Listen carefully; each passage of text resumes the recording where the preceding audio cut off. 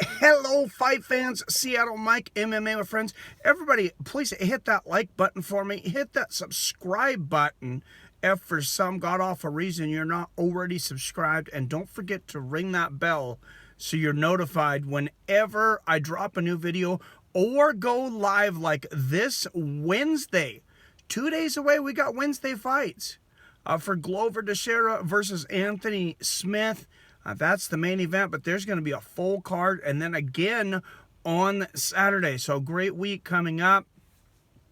I want to talk a little bit about the performance bonuses, and I actually have a pretty big issue with this one and with the pay of a particular fighter that I just felt didn't receive his just due this weekend. Performance bonuses, for those of you that haven't seen them, went to Performance of the Night, went to Francis Ngannou. The other Performance of the Night went to Justin Gaethje.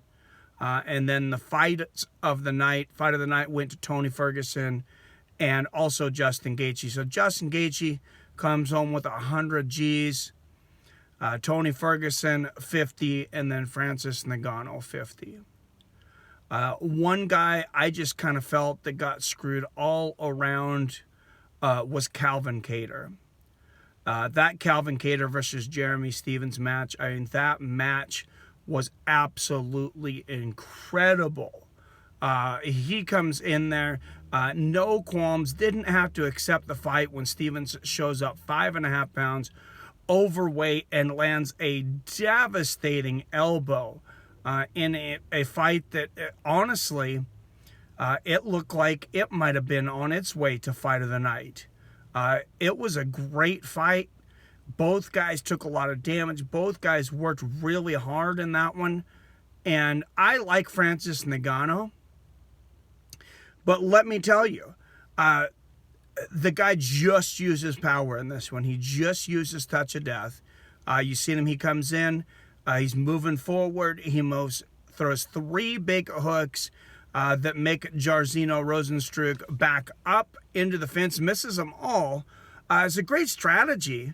I don't know if he knew from watching tape on Rosenstruck or whatever it was that Rosenstruck's just going to keep backing up, that was his way of avoiding shots instead of, lateral or head movement, especially when one's winging at you that quickly from a guy that hits that hard.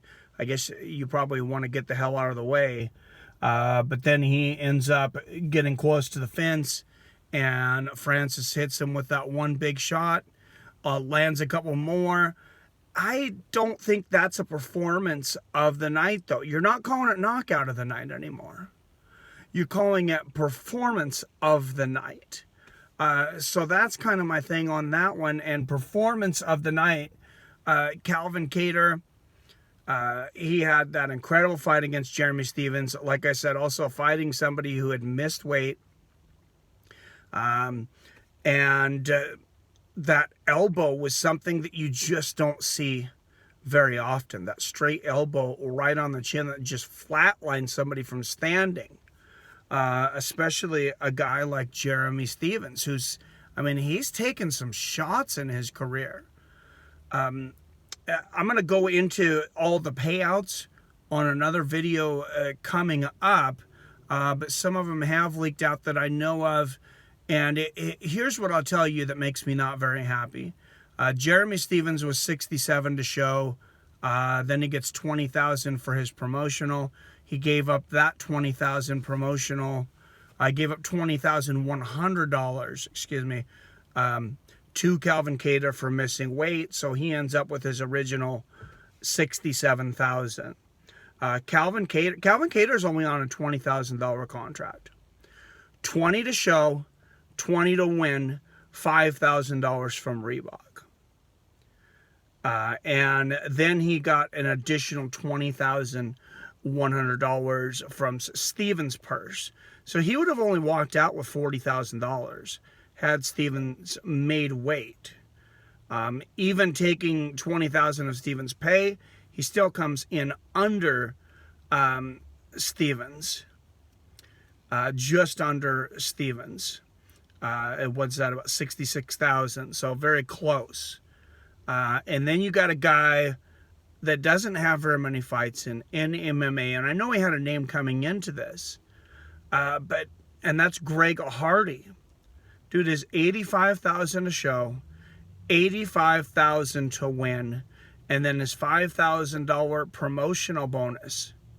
Dude walks away with 170 G's.